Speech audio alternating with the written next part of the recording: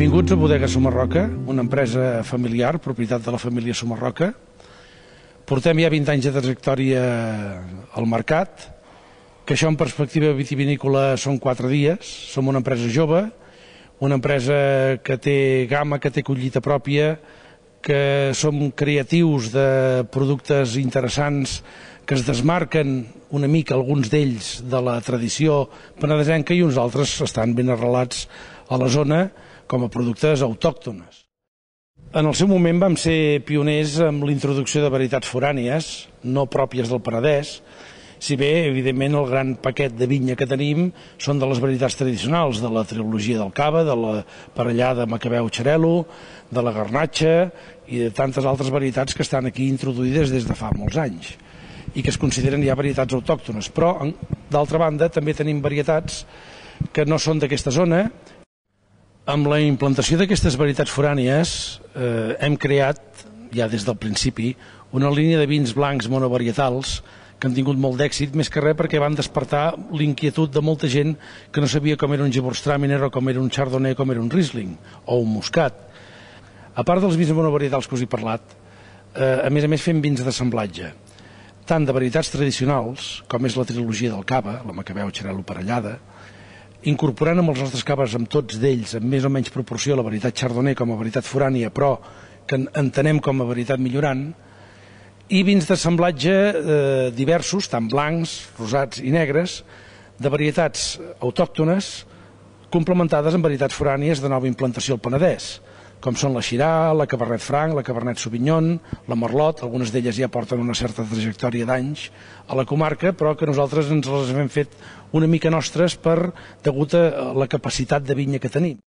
Sabem que esteu fent un treball de recerca que és un projecte molt innovador dins del món del vi. Què me'n pots dir d'aquest treball? Bé, el treball que estem desenvolupant actualment, ja des de fa 6 anys que vam començar, en diem genèricament la vinya del món. És una parcel·la que tenim dins de la finca on hi han 364 varietats de 28 països diferents del món, de tot el món. El treball té 2 vessants principals. Una és que és una part ja acabada, que hem determinat a l'ADN el genoma de cada una de les varietats per veure les diferències, per veure la proximitat o llunyania d'aquest ADN.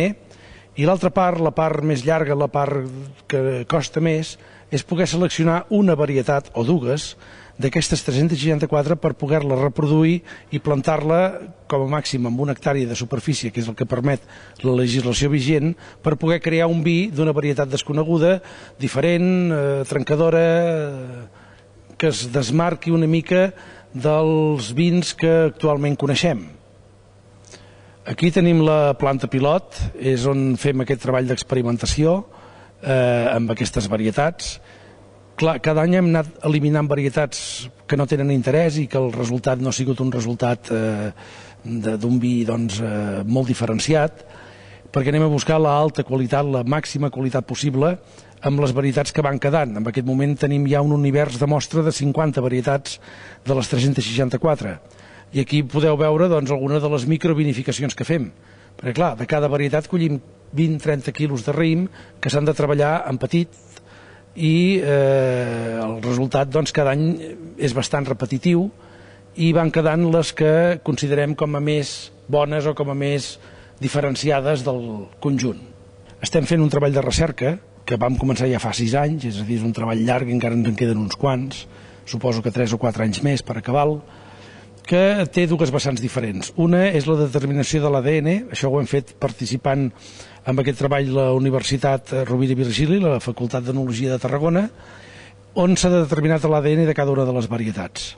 I així hem pogut veure diferències, sinonímies, hem pogut veure tota la proximitat i llunyania entre elles, hem pogut veure sinonímies que estaven reflectides en bibliografia i algunes que no. I aquesta part està pràcticament acabada, estem fent les conclusions finals, però la vessant més difícil i més complicada és el fet d'escollir 1 o 2 d'aquestes varietats que es reproduirien amb una superfície màxima d'1 hectàrea de vinya de cada una d'aquestes finalistes per poder crear un vi que sigui un vi molt singular, molt diferent i molt trencador respecte als vins que coneixem actualment. La nostra producció va dirigida fonamentalment al mercat català, de les Illes, València i una presència a diferents punts d'Espanya. A part d'això, un 20% de la producció que fem es destina a altres països com pot ser l'Europa comunitària, Japó, Estats Units i Centroamèrica.